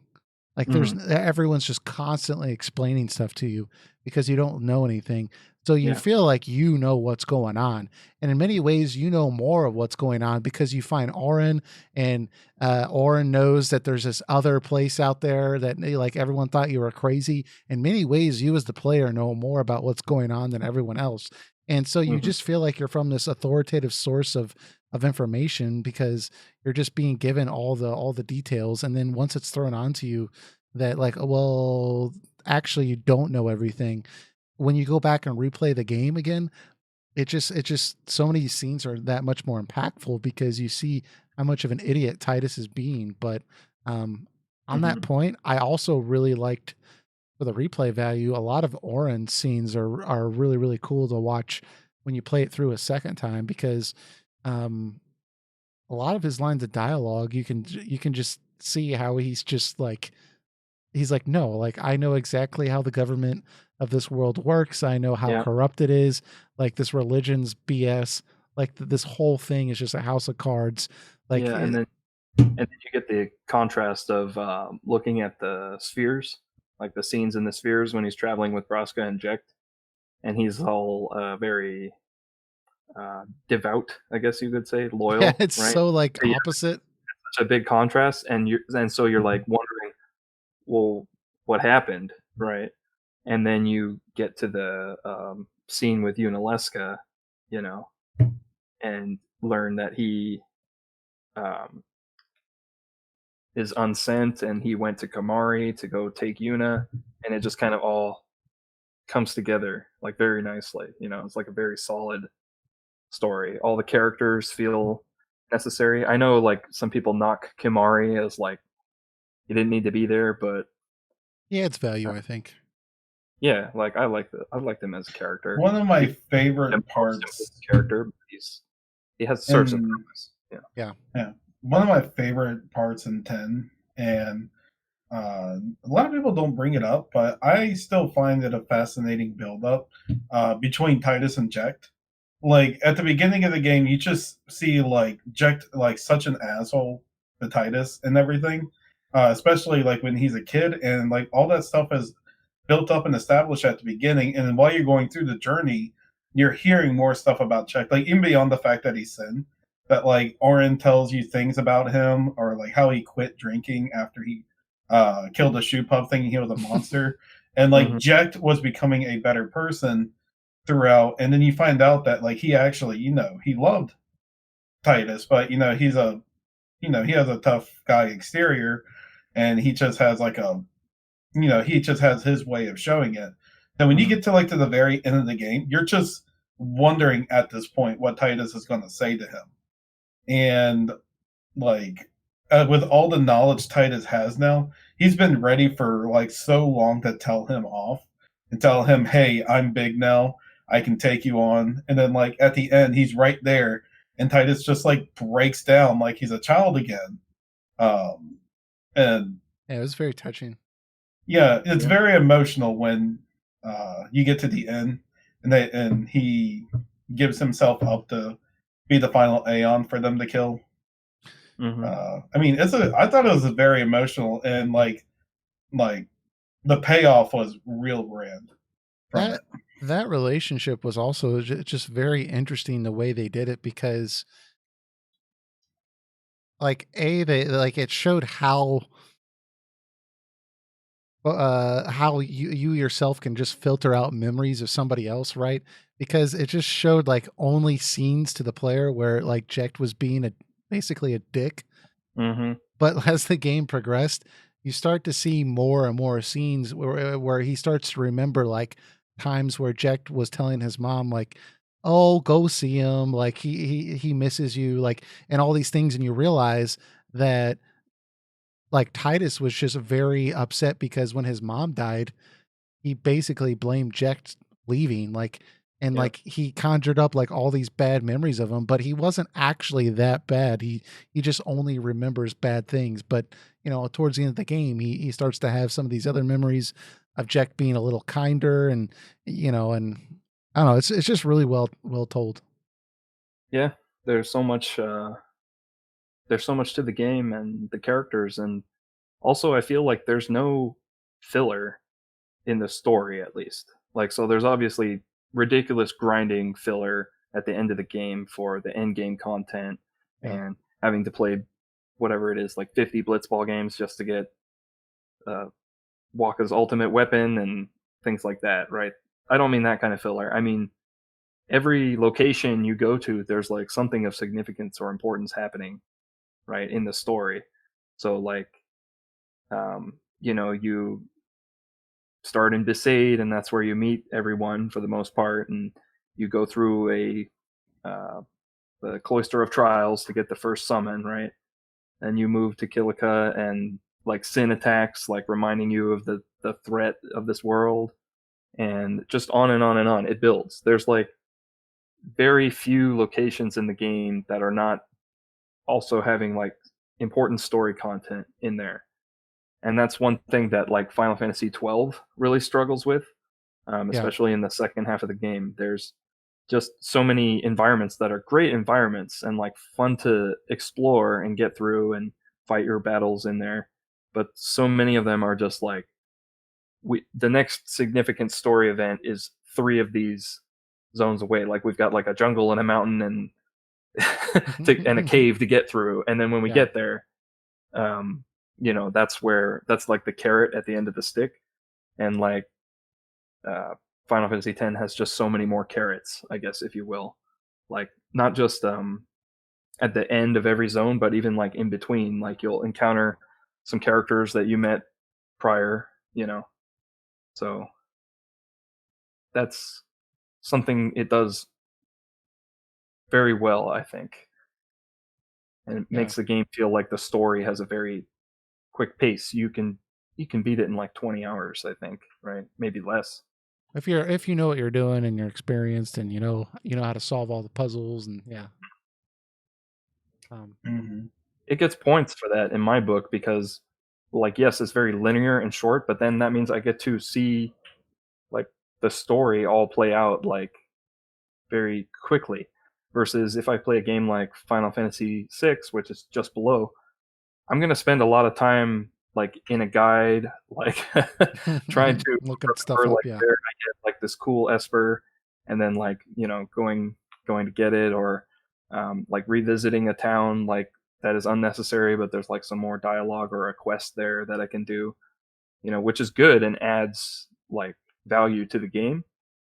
But if I want a game that's just like I want the whole story like very streamlined, like Final Fantasy X is the go-to JRPG. I feel like it's like a very well done story. You can beat it no time. Yeah.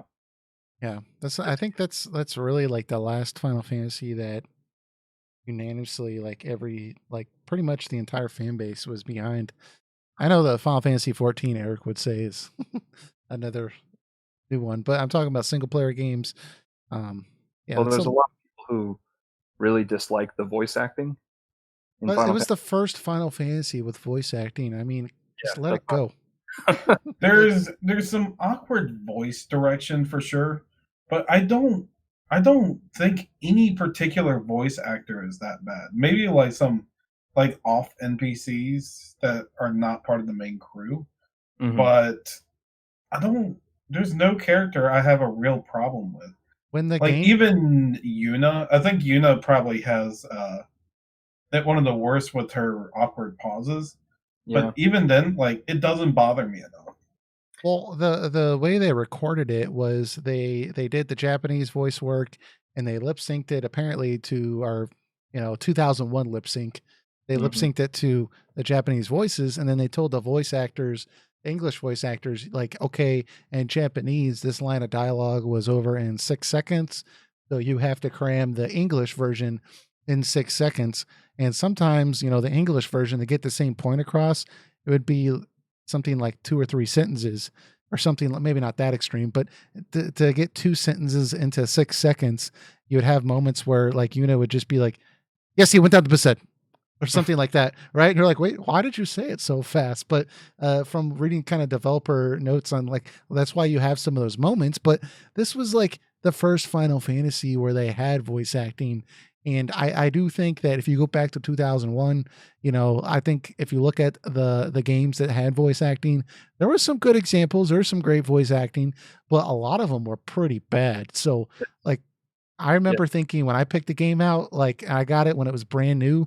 I remember hearing the voice acting and I thought it was phenomenal. So, but I mean, I get some of the issues people have, like the laugh, for example.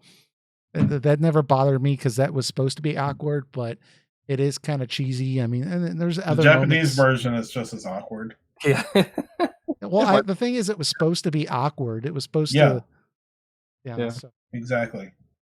Yeah, but like I think if I had any actual issue with FF10 and its presentation, I think it would definitely be some of the animations in the game they try to portray. And I can think of one scene in my head when Titus steals the binoculars from a person on the boat, uh-huh. and what they yes, were that attempting so bad. That scene was so bad for me. to portray was that Titus was like a clever little troublemaker sometimes. Yes. Or like, so the scene is supposed to be him being cleverly um coming up behind the guy and grabbing the binoculars to see.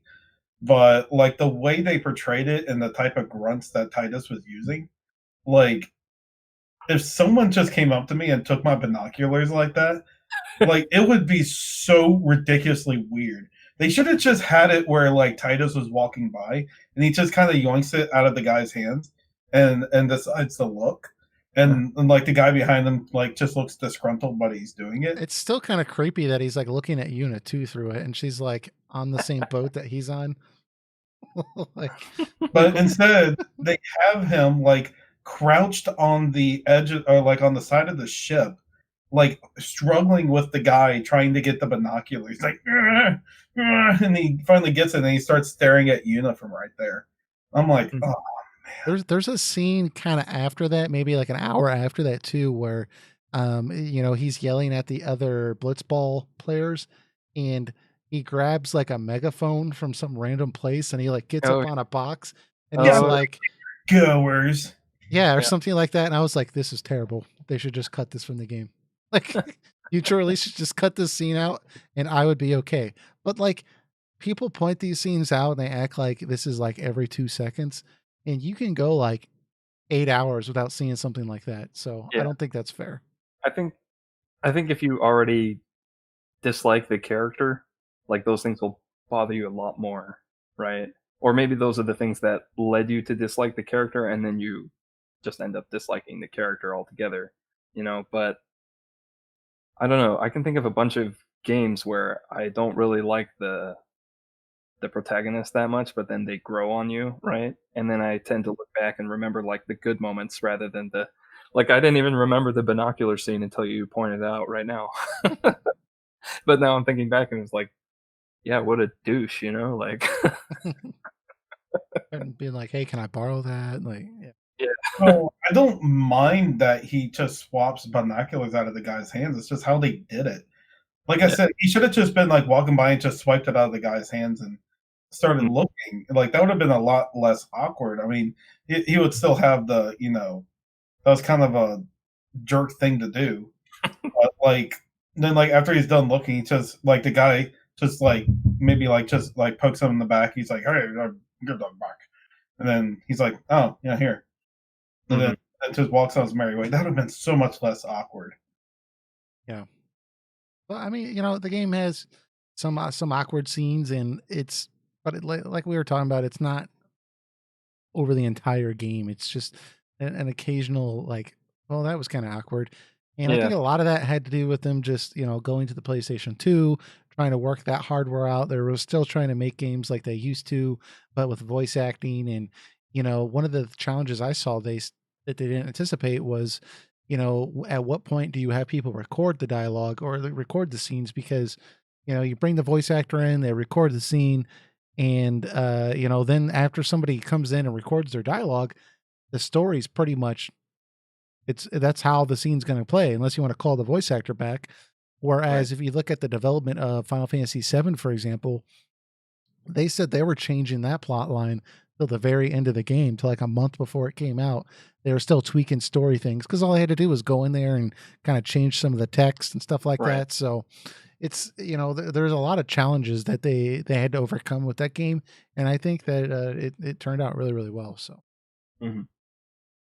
um, what you got for number one again? I'm trying to remember. Final Fantasy VII. Oh, I'm not sure what needs to be said that probably hasn't been said countless times other places, but that game just is it's my favorite game of all time. was that your first Final Fantasy? No, my first one was actually 4. Hey, mine too. Which was at the time was 2 on the SNES, right? Mm-hmm. And I really loved that game as well, though, it has issues, and also there's Final Fantasy VI, which like just beats it in almost every regard, I think, for like the classic sprite-based Final Fantasy games. But Final Fantasy IV is one of those games where you overlook it, but then when you go to play it and you start spending some time with it again, you just like think to yourself like, this was a really good game. But like it's weird, like you think about it like a year later, you don't really think about it too much, Yeah. 4 is one that I've gone back to a lot and thought about a lot, and because I wanted to know is like, well, do I really only appreciate it because it was the first one I ever played, the first RPG ever that I ever played, actually. And it's interesting to go back and be like, well, what part of my memory is just nostalgia for that game versus like what is actually very well done, I think Final Fantasy IV pretty much established the foundation for a strong narrative in the Final Fantasy games moving forward. Yep. So while maybe it's not the best in storytelling, it is a one that pretty much started it for the franchise. There were some attempts in 2, but it kind of fell flat in some areas, and 3 went back to the roots of 1. And in terms of having like a more Dragon Quest adventure style storytelling, but like 4 like just like really nailed it with the strong narrative aspect of it, and then they just continued it from there onwards and kept getting better and better with it.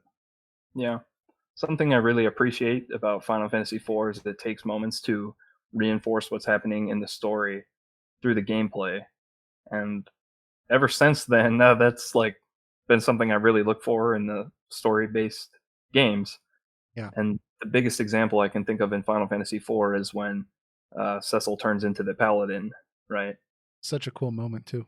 And like you encounter the Dark Knight version of yourself, your past self, right? And you can only win by choosing not to fight, right?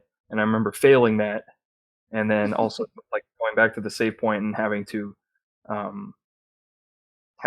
fight the fiend. I think it's the Earth Fiend that's there again, which is a 2-part boss fight. So you have to fight it again, right? Yeah, that wasn't an easy boss fight either. I don't know. No, that is a very hard boss fight, especially when you're like 7 to 8 years old. Yeah, and then going back in, and I thought, well, I just wasn't strong enough. So like I grinded in the mountain area, and then I fought him again, and I couldn't win. And then I think it was like my older cousin told me, he's like, no, you're supposed to defend. And then I was just like, why would they make a boss like that? Like that's stupid. And I was like too young to understand what was happening, Right. And I remember it being very frustrating. But then when I was older, I went back and played the game, and I was like, whoa, this is like something that not even, modern day JRPGs would do, like the point is not to present a challenge. The point is to have the player and the character's experience like overlap. Right. Like all you go through the game is like fight monsters and like, destroy whatever comes into your path. It's like, well, but that's the old Cecil way, right? Sometimes you have to forgive against, I guess, which is how I took it. He was like forgiving himself of his past actions. That's why he wasn't And destroying. the fact that the people that like, he went into that town and he earlier in the game and he just killed people, right? The town before that you go up there, and like he did some pretty bad things, and the fact that they forgave him also really set that up and really like made him think like, wow, if these people can do that, I can do this. So Some of them don't though. You talk to them and they cast a spell on you and well, turn you into a toad and stuff. But that's yeah, like well, they're not. realistic. Like, some people are gonna forgive you more easily, and others are gonna like hold a grudge. I know some people took that scene where he has to fight himself as kind of a cop off or copy of Star Wars, where Luke Skywalker has to go Oh, in and fight Darth Vader and like stuff. Which I don't know, maybe it was, maybe it wasn't, but it was a really cool thing to do in a video game. I I mean, thought. the FF crew were fans of Star Wars. They named Biggs and Wedge after Star Wars pilots. Mm. The influence is all over the place, I think, for that. But But so I do like I know a lot of people don't like the after years, but I thought they actually did something really cool with Kane in that game. Whereas he undergoes, I don't know if you guys have ever played it, but he in his tale, he undergoes the same trial as Cecil, but the twist to it is he actually failed the trial. And because of that, he split his dark side away from him. But like unlike Cecil, who like forgave himself and like accepted everything and like became one to be a paladin, you had like all the a version of Kane that was all his negative emotions, like out and about. So you had Kane as the masked man for a good portion of the story.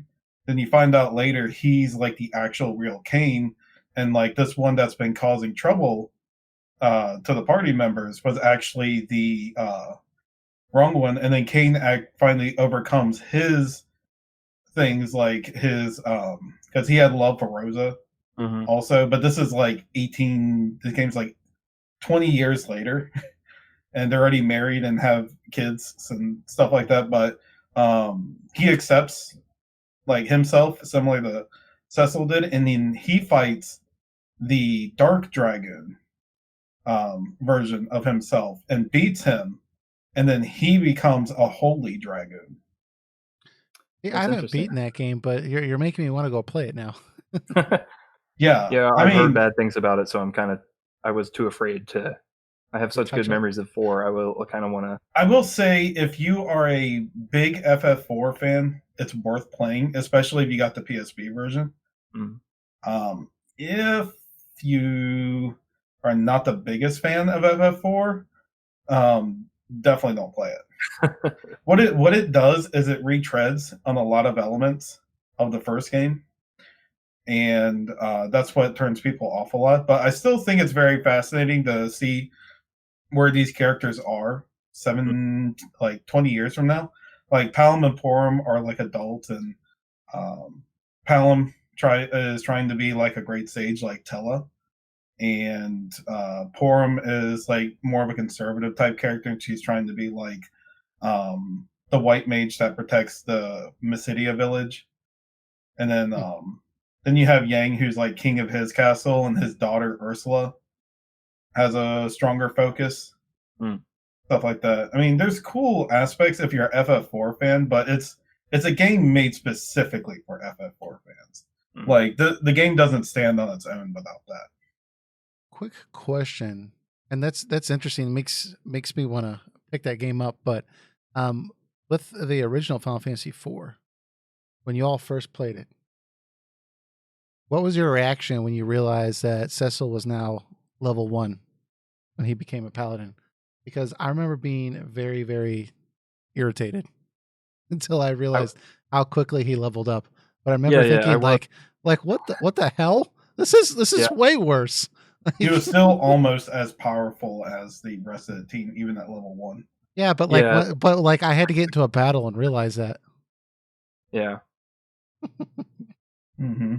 Yeah, But but that was supposed to, like, again, like, story and gameplay overlap. It's supposed to symbolize, like, he's starting over, like, at a new class, but, like, his base level is, like, more powerful, you know, than right. his base was as a Dark Knight, which means, like, this is who he really is, so he has, like, more potential, like, Going forward, yeah. yeah. Yeah, it was a It's really good to ahead of time buy his gear in Mysidia, Oh, when you know he's going to be a paladin later. yeah. So, like, right when he turns paladin, you can put that much better gear on him. It's Yeah. so much easier to level him. yeah, I just remember that first moment I opened that menu and I was like, I'm not sure I like this. I was like, this is not what I liked. But yeah, you quickly realize that this is much better. But anyway, so you put that we all like Final Fantasy IV, but you put Final Fantasy VII as number 1 for obvious reasons. And Yeah. you know, we've talked nonstop about Final Fantasy VII in the past, including with Stan on the podcast. But that is a very very near dear game to I think all of our hearts. It's just a very And I think you've heard Hats in mine top 3 before. Mine still hasn't changed. It's still FF9, then Dragon Quest 8, then Chrono Trigger. so yeah, I'm not going to talk at length about mine, but because I think really this was a focus on Stan. But yeah, I already had Final Fantasy X in there. I had Chrono Trigger as number 2. Then I had Final Fantasy IX as number 1. So me and Eric's are very very similar. So Oh, where does, like, 7 and 6 land for you guys? for me, I would have to put Final Fantasy VII as number 4, and then Final Fantasy VI is kind of like this weird thing where I'm like I'm never quite sure where to put it because it's such a great game, but I always feel like I want to put I don't know. There's something about some of the like Final Fantasy 12. I really really like that a lot, but it feels wrong for me to put that above Final Fantasy 6 because I think Final Fantasy VI's story is so much better. But there's I don't know. But it's like always weird. But I think I put Final Fantasy 6 as number 5. Yeah, I kind of have the same thing with, like, 9 and 4. I think I have, like, 4, like, 1 spot above Final Fantasy 9, but Which then is I a think to myself, complete like, sin. Mine like, depends on my mood. One time I'll like 6 more, and one time I'll like 7 more. So it's kind of hard to say. And then yeah, with FF14 Shadowbringer story, like that came in just like bulldozed through. it just vaulted through stuff. Oh man, I mean, It's it's just like pushing Dragon Quest games out of the way, like on its way, climbing to the top of your list. He's like Dragon what? Dragon Quest and Final Fantasy's narratives are like so like different, Different like that tone. it's really hard to compare them. Mhm. But I think Dragon Quest works better just in my personal opinion, works better as RPGs. They have the adventure aspect. While maybe the narrative isn't as strongly focused on as Final Fantasy games, it still offers a great narrative that gives you that lighthearted, adventurous feeling that I like in my RPGs. I think there's very big extremes though, because when I played Final Fantasy V, the story in that one was phenomenal. And then I tried. Did I say Final Fantasy V? I meant Dragon Quest V. And then I played Dragon Quest VI, and that story had me scratching my head like this is actually I think terrible. Like, so, but I didn't beat it. But I went and looked it up, and apparently, like a lot of people were like, "Yeah, Dragon Quest VI's story is not the highlight at all." So, but then you'll have other ones like 5 and 11, and I've heard 8's really good, where like you know the story is just excellent. So it's, but I think Dragon Quest has always been about the gameplay too. So Oh yeah, Drake. Shadowbringers goes a little higher for me, but Heaven's Word is a close second, just because the villain in Shadowbringers is just so damn wonderful in so many ways that it just bumped it up for me. But Heaven's Ward did accomplish creating an even cooler Dragoon than Kane, if that's even possible. Wow. If anybody was on Estenian is the number one coolest Dragoon for me ever. If anyone was wondering on the audio version, Eric was responding to the Drake in the comments. So, oh yeah, so, he said Shadowbringer still doesn't to Heaven's Word for me, but it's the second best 14 expansion in my opinions. Anyways, but yeah. So I think that about wraps us up. We've been going about 2 hours. Is there anything else y'all want to get into before we close this thing down? Nope. I will not be here next week. So it's going to be Eric and Stan. And it still should be pretty good. So make sure you all tune in. You all can talk smack about me. And I won't be able to do anything but watch it on YouTube. So it's always fun. But anyways, I won't be here, like I said, but they'll be here. So we'll have another podcast episode next week around the same time. And again, if you all are interested in us doing a smaller scoped companion podcast type deal for the Witcher Netflix series, we will do that as well. Just let us know in the comments or on Discord. Maybe I'll create a Discord channel for Witcher, and we can kind of talk about some ideas in there. If y'all are interested, let us know. But other than that, we'll see you all next week. Ladies, guys. Here. See ya.